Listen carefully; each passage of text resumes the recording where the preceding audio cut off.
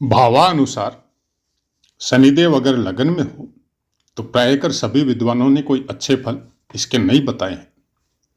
जय माता की मित्रों, आज बात करते हैं या शुरू करते हैं कन्या लगन में शनिदेव के पाठ। तो जो नियम है उसी नियमानुसार यात्रा को आगे बढ़ाते शनिदेव के कुछ कारकत्वों की बातें करेंगे।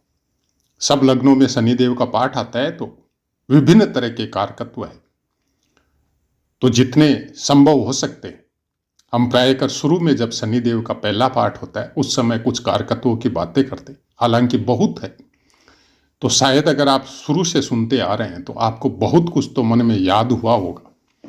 और अगर आप ज्योतिष सीखने के इच्छुक हैं तो आप क्रमबद्ध सुनिए। अगर आप कुंडली दिखाना चाहते हैं तो ये चैनल उसके लिए नहीं है। हम किसी की कुंडली का प्रेडिक्शन नहीं करते, एकदम नहीं करते, नहीं करते। उन्हीं की जिनको हम बाई फेस जानते, जिनको आमने सामने जानते, अपने परिवार हो, इष्ट मित्र हो, और जिनके बारे में हमारे पास जानकारी है। बहुत से कारण है, बहुत बार इस चीज का हमने क्लियर भी किया है कि क्यों ऑनलाइन हम कुंडली का प्रेडिक्शन नहीं करते। शनिदेव के कारकत्वों में सबसे बड़ा कारकत्व है आलस्य। अब अगर लगन में बैठ जाए और इंसान आलसी हो जाए तो जाहिर सी बात है कि उसके कर्मों में भी डिफेक्ट आएगा, उसके शरीर में रोगों की भी उत्पत्ति होगी। तो आलस्य का सबसे बड़ा कारक अगर कोई कुंडली में या ग्रहों में कोई है तो वो शनिदेव है। क्यों है उसकी चर्चा हम लोग बाद में करेंगे। उसके अलावा अननेसेसरी भ्रमण करने वाला, बिना कोई टारगेट के काम करने वाला, बिना कुछ समझे कहीं पे भी जाने वाला, और कुछ इस तरह के काम जो लोहे से संबंधित हो, या विचारों में भी कुछ अननेसेसरी विचार जो आपके अच्छे और बुरे कैसे भी हो सकते, पाप कर्म में रत रहना या पाप कर्म होते हुए देखना या खुद भी सम्मिलित होना, ये सब शनिदेव के कारकत्व है। अननेसेसरी झूठ बोलना, बिना मतलब किसी को सताना, किसी की पीड़ा देख के आनंदित होना, दुख जो हम लोग, एक तो होता है कि शारीरिक दुख, आपको कोई रोग आ गया, रोग के भी कारक है शनिदेव, और एक होता है कि किसी को दुख देख के हम लोग प्रसन्न हो गए, तो उसका भी कारकत्व शनिदेव के पास है। और उसके अलावा जैसे व्यापार हो, कोई भी लोहे से संबंधित या और भी कई तरह का व्यापार हो, दीक्षा जो मंत्रों द्वारा, जो अलग तरह के मंत्र होते जिनके द्वारा दीक्षित होता है इंसान, वो सब का भी कारक शनिदेव के पास है। और रोगों में वात और कफ से जो रोग बनते हैं, मतलब आपके शरीर में वात और कफ की मिसमैच हो गई, अधिकता हो गई या कमी हो गई, उसके भी कारक शनि। पैरों में विशेषकर, या पैरों से संबंधित कोई रोग हो, या अनिद्रा, जिसको निद्रा नहीं आती हो टाइम से, उसके भी कारकत्व शनिदेव के पास है। अब शनिदेव अगर आपके लग्न में विराजित हो तो भावानुसार कोई अच्छे फल, खासकर स्वास्थ्य की दृष्टि से, काल पुरुष की कुंडली अनुसार नहीं बताए गए। लेकिन हम लोगों की चर्चा है कन्या लगन की, और कन्या लगन में शनिदेव के पास पंचम स्थान का स्वामित्व और छठे स्थान का, दो स्थानों का स्वामित्व शनिदेव के पास है। पंचम स्थान में इनकी अपनी राशि मकर और छठे स्थान में इनकी मूल त्रिकोण राशि कुंभ है। अब षष्ठेश और पंचमेश अगर आपके लग्न में हो तो उसके बारे में होरा पाराशर कहती है कि आपकी पंचमेश अगर लगन में हो तो मनुष्य विद्वान, पुत्रवान और सदैव धन संग्रह में रहने वाला होता है या करने वाला होता है। वैसे ही षष्ठेश अगर लगन में हो तो कुछ रोग हो सकते हैं शरीर में, और कुछ ऐसे कार्य कर सकता है जिसकी वजह से कोई न कोई हानि शारीरिक रूप से ऐसे इंसानों को उठानी पड़े। लेकिन ऐसा इंसान धनी होता है, स्वाभिमानी होता है और जरूरत से ज्यादा या साहसी और गुणी भी होता है। तो ये सब बातें पुस्तकों की है और जैसी पुस्तकों में लिखी है उसी अनुसार आपको बताई गई है। अब चर्चा करते हैं कि शनिदेव को लग्न में खराब क्यों बताया गया है। शनिदेव का सबसे बड़ा अवगुण समझो या चाहे गुण समझो, उसके बारे में एक कहावत बड़ी प्रसिद्ध है कि शनिदेव धीरे चलते हैं। मतलब मंदवासरे, मतलब जो शनिवार है उसका अधिपत्य शनिदेव के पास है और शनिदेव को धीरे चलने वाला या लंगड़ा के चलने वाला ग्रह बोला जाता है। उसी वजह से एक राशि पे शनिदेव का भ्रमण 2.5 साल का होता है। पूरा राशि चक्र, 12 राशियों का राशि चक्र वो 30 साल में पूरा करता है। बहुत सी चीजें हैं शनिदेव के पास, ढैया है, 7.5 है, 2 राशियों का अधिपत्य है, 3 दृष्टि इनके पास है, लेकिन धीरे चलते हैं। अब धीरे चलने में क्या है कि ये अपने अनुसार चलते हैं, बहुत सोच समझ के। समय के चक्र पे अधिकार शनिदेव का है। अब अगर धीरे चलते हैं तो समय चक्र पे अधिकार शनिदेव का कैसे हुआ? ऐसी बहुत सी बातें जो बहुत से पाठों में कई बार जितना माँ भगवती ने ज्ञान दिया है या जो बुद्धि दी है उसके अनुसार हम आपको बताने की कोशिश करते हैं और साथ में ये भी कोशिश करते हैं कि जो इस तरह के शब्द जो पुस्तकों में रहते हैं जिसको समझना बड़ा मुश्किल होता है उसको सुधार करके हम लोग अपनी लोक प्रचलित भाषा में एक दूसरे के साथ जो बोलचाल में यूज करते हैं उसी भाषा में समझाने की कोशिश करते हैं। ज्योतिष शास्त्र में शनिदेव का बहुत महत्वपूर्ण स्थान है। अब दुख के कारक में एक सबसे बड़ी विडंबना है कि हम लोग शनिदेव को दुख का कारक समझ लेते। शनिदेव आपके मन के ऊपर आघात करते हैं। मन है चंद्रमा और चंद्रमा है भोगों का कारक। जितनी भी इच्छाएं जो पनपती है वो आपके मन में पनपती है। मन आदेशित करता है मस्तिष्क को और मस्तिष्क यानी लग्न फिर संदेश भेजता है सब इंद्रियों को, जो आपका दूसरा स्थान है, तीसरा स्थान है, चतुर्थ है, पंचम है, षष्ठम, सब डिपार्टमेंट, जितने भी शारीरिक डिपार्टमेंट जो लग्न कुंडली या चंद्र कुंडली या सूर्य कुंडली या नवमांश कुंडली के अनुसार जो होते हैं उन सबको आदेशित फिर मस्तिष्क करता है। लेकिन जड़ कहाँ है? जड़ आपका मन है, चंद्रमा। और मन पे आघात शनिदेव सबसे ज्यादा करते हैं। जैसे ही मन कोई उलूल जुलूल या कोई गलत भावनाएं या इच्छाएं जब प्रकट करता है और शनिदेव क्योंकि धीरे चलते हैं इसलिए आपके मन को वो पढ़ते रहते हैं, देखते रहते हैं कि भाई इसके मन में कोई विचार उठा है और उस विचार को ये फिजिकली क्रिएट करता है कि नहीं करता है। एक तो मन में विचार उठा, किसी के प्रति कोई द्वेष भावना उठी, किसी के प्रति गुस्सा उठा, किसी के प्रति कोई काम भावना उठी। कलयुग में उनका कोई औचित्य नहीं है। कलयुग केवल नाम आधार। कलयुग के बारे में ऋषि मुनियों के वक्तव्य है कि कलयुग में आदमी अपने मन पे कंट्रोल नहीं कर सकता, लेकिन अगर वो मन में आपके कोई भाव आ गए, चाहे वो बुरे हो चाहे अच्छे हो, और आपने फिजिकली उसको क्रिएट नहीं किया तो आपको दोष नहीं लगता। तो शनिदेव इसलिए पूरी नजर रखते हैं चंद्रमा के ऊपर, आपके मन के ऊपर, कि इस जातक के मन में विचार उठे और उन विचारों को इसने क्रिएट कैसे किया। जब देखता है कि बुरे विचार उठे, लेकिन जब फिजिकली करने गया तो इसको एक डर महसूस हुआ, इसको अपने संस्कारों का डर हुआ, अपने माता पिता की इज्जत का ख्याल आया, अपने खुद के रहन सहन का ख्याल आया और उसने अपनी परिकल्पनाएं फिर इस तरह से की कि अगर हमने ऐसा कर दिया तो हमको ऐसा दंड मिलेगा और पूरे समाज के सामने हमारे माता पिता को भी दंडित होना पड़ेगा, हमारे पुरखों की बनाई हुई इज्जत चली जाएगी। मतलब मन में फिर उसके विचार उठे। पहले विचार उठे कुछ बुरा करने के और उसके बाद में उसके पनिशमेंट स्वरूप में क्या क्या प्राप्त हो सकता है वो विचार उठे। तो उसने कुछ नहीं किया। शनिदेव देख रहे हैं कि इसने कुछ नहीं किया, मतलब इसके संस्कारों ने इसको रोक दिया। तब शनिदेव थोड़े खुश होते, थोड़े अच्छे होते हैं, और वो निरंतर सबके ऊपर अपनी दृष्टि जमाए रखते हैं। और उसी दृष्टि की वजह से कई बार आदमी के साथ उत्पात होता है, कई बार उसको सुख महसूस होता है। लेकिन शनिदेव सुख के कारक नहीं है। अब दुख क्या है? दुख बहुत से है।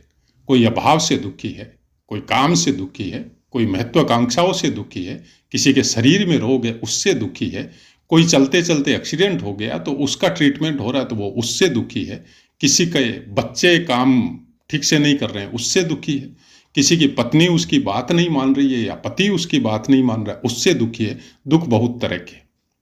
और शनिदेव जितने भी दुख आपके मन में उठते हैं उन सब दुखों के कारक शनिदेव है। क्यों है?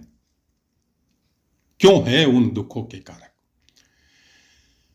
अगर इस बारे में आपको डिटेल में समझना है तो शनिदेव का जन्म कैसे हुआ, शनिदेव की बचपन की पीड़ाएं कैसी थी, शनिदेव के साथ क्या क्या हुआ और उसमें साक्षी भाव किसका था, और फिर भी उसने उन पीड़ाओं का वर्णन महाराजा से या ग्रहाधिपति से सही तरीके से नहीं किया। उसी का कारण है कि शनिदेव हमेशा मन पे बंदिश लगाता है, क्योंकि उनका अपना बचपन अंधेरे में बीता, सूर्य की रोशनी उसको प्राप्ति नहीं हुई, और साक्षी था चंद्रमा। लेकिन चंद्रमा ने कभी भी सूर्य देव के सामने या सूर्य देव के पास जाके या सभा में, गृह सभा में कभी भी शनिदेव का पक्ष नहीं लिया। इसलिए शनिदेव मन को डिस्टर्ब करते हैं या उस पर अंकुश लगाते हैं। तो जब भी कोई भाव आपके मन में पनपते हैं उसी समय शनिदेव की अपनी दृष्टि की वजह से या वो अपने प्लेसमेंट की वजह से आपके अंदर दुख का भाव भी जगाते हैं, आपके अंदर अपने संस्कारों का भाव भी जगाते हैं। मतलब क्रिया की प्रतिक्रिया शनिदेव तुरंत प्रदान करवाते हैं। तो अगर इसको ऐसे समझे कि आपके मन के अंदर कोई कुविचार आया और हाथों हाथ उसका पनिशमेंट रूप में, दंड रूप में शनिदेव का एक दूसरा विचार भी आया कि तुम अगर ये करोगे तो उसका नतीजा ये भोगना पड़ेगा। तो इसमें तो शनिदेव कोई दुख के कारक नहीं है। शनिदेव तो आपको सही रास्ता दिखा रहे हैं। लगन में बैठा हुआ शनिदेव अपनी त्रिश्री दृष्टि यानी तिरछी दृष्टि आपके तीसरे स्थान पे देता है। खराब करेगा, जरूर करेगा। वृश्चिक राशि है, बैठे हैं कन्या राशि में। कन्या राशि का शनि कोई विशेष अच्छा बताया नहीं जाता है राशियों के अनुसार भी। और इनकी तीसरी दृष्टि जब आपके तीसरे स्थान पे जाती है तो भाई बहनों के संबंध में पीड़ा होगी, पराक्रम के संबंध में भी कुछ न कुछ तकलीफ होगी। आप ऐसे काम करेंगे जो आपको फ्यूचर में काम ही नहीं आएंगे, या फिर इस तरह के काम करेंगे जिसका नतीजा आपको भी पता नहीं है। भ्रमित रहेंगे, जीवन में क्या करना है क्या नहीं करना है आपको समझ में आना बहुत मुश्किल है। तो ये ठीक कैसे होगा? अब पहले बात तो आपका लग्नेश कहां विराजित है, किस तरह का बलवान है, किस स्थान पे प्लेस है, उसके अनुसार बहुत कुछ इसको कंट्रोल किया जा सकता है। उसके बाद में मंगल देव को देखिए, क्योंकि तीसरे स्थान का स्वामित्व मंगल देव के पास है। लेकिन यहां पे कुछ सद्गुण भी है। तीसरा स्थान काम त्रिकोण का पहला स्थान है, और लग्न जो है वो शक्ति प्रदान करता है जो आपको काम और भोग चाहिए उसके लिए। जब पहले स्थान पे शनिदेव की तीसरी दृष्टि आती है तो ये आपको गलत मार्ग में जाने से भी रोकते हैं। ये एक विशेष गुण भी है। उसके बाद में इनकी सप्तम दृष्टि उसी काम त्रिकोण पे, मेन जो ऊपर वाला कोना है सप्तम स्थान, मतलब तीसरा, सातवां और 11वां, ये काम त्रिकोण है। बैठे कहां है? धर्म त्रिकोण में। जब सप्तम भाव पे जाएगी, बृहस्पति का स्थान है, वैसे भी बृहस्पति और शुक्र दोनों इसमें सप्तम स्थान में कारक होते। अगर फीमेल की कुंडली है तो बृहस्पति कारक है और मेल की कुंडली है तो शुक्र देव कारक है। अब दोनों से कोई शत्रुता नहीं है शनिदेव की, दोनों से सम और मित्रवत व्यवहार है। बृहस्पति का प्लेसमेंट अच्छा है तो यहां पर कोई विशेष पीड़ा का अनुभव नहीं होगा, लेकिन यहां पे कुमार्गी नहीं बनाएगा। अगर बृहस्पति का प्लेसमेंट अच्छा है तो आपको गलत चरित्र का नहीं बनने देगा, क्योंकि इनकी दृष्टि कुछ ऐसी है, उस दृष्टि को अगर आपने समझ लिया तो बहुत कुछ इसमें आप कंट्रोल कर सकते हैं। अब सप्तम स्थान पत्नी का है तो क्या उससे आपकी ट्यूनिंग में प्रॉब्लम आएगी? दोनों बातें। पहले बात तो जिससे आपकी शादी हो रही है उसकी कुंडली का मैचिंग आपको पूरा करना पड़ेगा, उसके भी ग्रह नक्षत्रों को देखना पड़ेगा। उसके अलावा बृहस्पति का प्लेसमेंट आपको देखना पड़ेगा कि आपकी कुंडली में कहीं से भी बृहस्पति की दृष्टि शनिदेव पे या सप्तम स्थान पे आ रही है या अच्छे स्थान पे बृहस्पति प्लेसमेंट हो। लेकिन फिर भी सप्तम स्थान से संबंधित कुछ न कुछ पीड़ा आपको ये जरूर प्रदान करवाएगा। अब वो पीड़ा किस तरह से होगी वो संपूर्ण कुंडली का अध्ययन के बाद में आपको पता चलेगी, क्योंकि सब ग्रह केवल सुख प्रदान नहीं करते, कुछ ग्रह आपको दुख भी प्रदान करवाएंगे और जीवन का मतलब भी यही है। सुख और दुख ये एक दूसरे के वो विपरीत पहलू है जो सब कुछ इंसान को भोगना पड़ता है। फिर दसम दृष्टि, दसम स्थान पे, ये दृष्टि कोई खराब दृष्टि नहीं है। दसम दृष्टि आपके कर्मों को इंडिकेट करती है, आपको बताती है कि आपको जीवन में क्या करना है और किस तरह से करना है। शनिदेव की दसम दृष्टि प्रायकर अच्छी दृष्टियों में गिनी जाती है। आदमी कर्मठ होता है, कर्तव्य के प्रति पूरी तरह समर्पित होता है और जुझारू होता है, साहसी होता है। ऐसा इंसान, दसम स्थान आपके कर्म का है, आपके मान सम्मान का है, आपकी महत्वाकांक्षाओं का भी है, क्योंकि दसम स्थान से ही कर्म करके आपकी विशिंग पूरी होगी, आपका लाभ स्थान का, आपका फल पूरा होगा। तो दसम स्थान पे जब शनिदेव की दृष्टि जाती है तो वो आपको ये इंडिकेट करते हैं कि आप कर्म कीजिए। गीता में भगवान ने बोला है कि अर्जुन तुम अपना कर्म करो, फल की इच्छा मत करो। तुम ये सोच के कर्म करो कि प्रभु की इच्छा से हम कर रहा है और उसको जो करना है या जो देना है वो उसकी इच्छा है। तुम हमारे अंदर या हमारी तरह स्थापित होके, पूरी तरह स्थिर होके प्रभु भाव में और अपने कर्म करो और युद्ध करो। शनिदेव की दसम दृष्टि यही बताती है। आपको दसम स्थान से संबंधित अपने कर्मों को कुछ इस तरह से करना है कि आपको कुछ नहीं चाहिए। हमको अपने कर्म करने, बाकी ईश्वर की जो इच्छा है वो देगा। जैसे ही लालच, ग्रीडी, भोग, धन की आस, जरूरत से ज्यादा बढ़ना, तब फिर दसम स्थान वाली दृष्टि आपकी कुछ विशेष हेल्प नहीं करेगी और दुखों का स्वरूप बन जाएगी कि आप कहीं पर सर्विस कर रहे और आपको अपनी मेहनत का पूरा फल नहीं मिल रहा है, तो आप धीरे धीरे कुंठित होते जाएंगे और बार बार नौकरी या धंधे को चेंज करते जाएंगे, शांति प्राप्त होगी नहीं। यह है दसम दृष्टि। दसम दृष्टि का महत्व बहुत बड़ा है। अब दो इंसानों के ऊपर बताते हैं हम आपको। एक आदमी कर्म कर रहा है और हार्ड वर्कर है, सर्विस कर रहा है, कम से कम 15-15, 16-16 घंटे की ड्यूटी कर रहा है और उसको सैलरी इनिशियल इतनी मिलती है 8-10 हजार रुपये, 15 हजार रुपये, जिससे वो मुश्किल से अपने परिवार को पाल सकता है। और एक आदमी दूसरा, वो भी वही कर्म कर रहा है और उसको भी वही सैलरी मिल रही है, दोनों आमने सामने नौकरी कर रहे हैं। एक आदमी की हालत यह है कि वो कुंठित होते जा रहा है अपने कर्म प्लेस में, जहां वो सर्विस कर रहा है। वो तकलीफ में, एनी टाइम तकलीफ में रहता है, एनी टाइम उसको मतलब गुस्सा, सन की टाइप, ठीक से आंसर नहीं देना, और दोनों शनिदेव से इफेक्टेड है। दोनों की लगन में शनिदेव बैठा हुआ है और दशम दृष्टि दशम स्थान पे जा रही है। एक का बिहेव काम तो कर रहा है, पैसा भी कम मिल रहा है, लेकिन वो तकलीफ में है। एनी टाइम मतलब और ज्यादा पैसा चाहिए, दूसरों को इतना मिल रहा है, हम इतना वर्क कर रहे हैं, हमको इतना कम क्यों मिल रहा है, वो तकलीफ में है, मतलब वो मन से दुखी है। एक आदमी है, उसको भी उतना ही मिल रहा है, उसका भी परिवार है, लेकिन जो मिल रहा है वो ठीक है।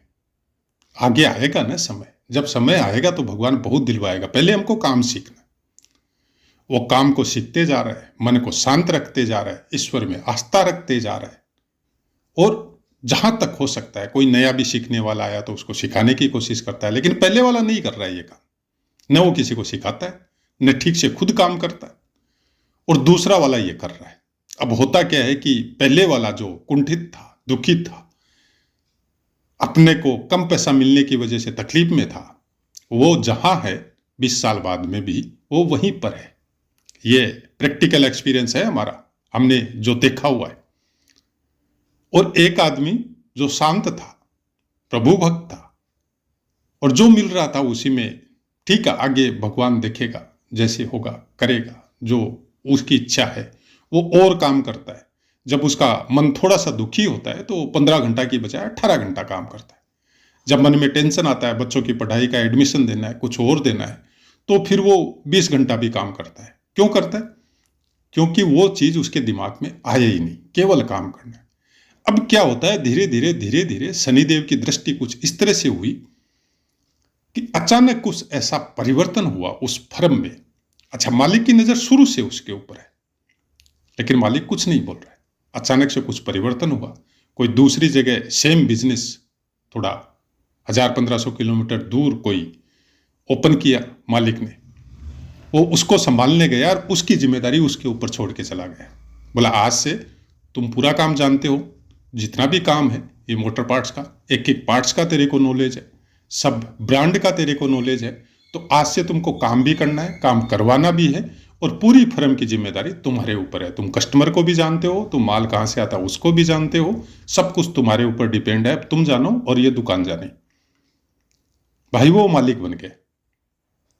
जब शनिदेव की महादशा का 10 साल 12 साल पूरा हुआ, तब तक वो मालिक बन गए, और जो पहले वाला जो था वो वहीं रह गए, उससे आगे नहीं बढ़ने सका। तो शनिदेव की दशम दृष्टि यही बता रही है कि कर्म किए जा, फल की इच्छा मत रख। फल इतना मिलेगा जितना तुमने सोचा भी नहीं होगा। अब ऐसी बहुत सी कुंडलियों में होता है, लेकिन क्या बोलते हैं कि जैसे शनिदेव का खुद का बचपन कुंठा में था, तकलीफ में थे, पिता का भी दर्शन नहीं हो रहा है, लेकिन जब दिया तब ग्रहाधिपति सूर्यदेव खुद भी तरसते हैं शनिदेव के घर में जाने के लिए। पूरे साल में 1 महीना जो अभी आने वाला है,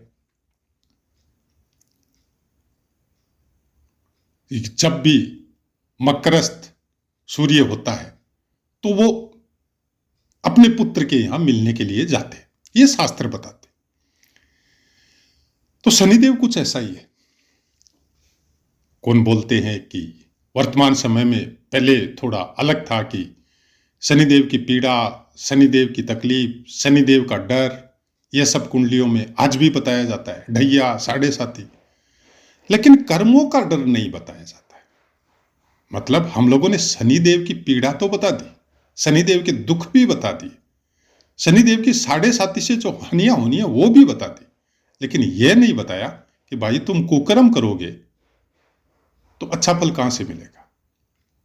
तुम किसी के साथ गलत करोगे, चीटिंग करोगे, किसी का धन दबाओगे, चोरी करोगे, अन्याय करोगे, और फिर शनिदेव की साढ़े साथी से बचोगे, उसकी रेमेडी करोगे, ग्रह शांति करवाओगे, लोगों में कंबल या सामान बंटवाओगे उसी पैसे से जो तुमने गलत रास्ते से प्राप्त किए। ये नहीं हो सकता। शनिदेव ये नहीं, कभी स्वीकार नहीं करते। शनिदेव का सेम नियम है, छोटा सा नियम है कि वो धीरे चलते हैं और आपको टाइम देते हैं अपने कर्मों को सुधारने का। ये एक सबसे बड़ा रीजन है कि शनिदेव को मंदगामी ग्रह बोला जाता है। उन्होंने आपके ऊपर वाच कर रखा है, आपको पूरी तरह स्वतंत्रता दे रखी है। आपने कुछ भूलवश कुछ गलत कर दिया तो वो बहुत धीरे से आपके कर्मों को वास करने की कोशिश करते हैं। वो आपको बताते हैं अभी भी मौका है बेटा, सुधर जाओ, पश्चाताप करो, सही मार्ग पकड़ो, नहीं तो फिर जब हम आएगा गोचर में, तब फिर वो जो दंड स्वरूप जो विधान है उसका जब शुरुआत होगा तो फिर बचने का कोई चांस नहीं है। अभी भी तुम्हारे पास समय है, क्योंकि हम तुरंत दंड नहीं देते, इसलिए शनिदेव धीरे चलते हैं। तो आशा है मित्रों पाठ समझ में आया होगा। अब अपनी वाणी को विराम देते हैं, आपसे आज्ञा लेते हैं। जय माता।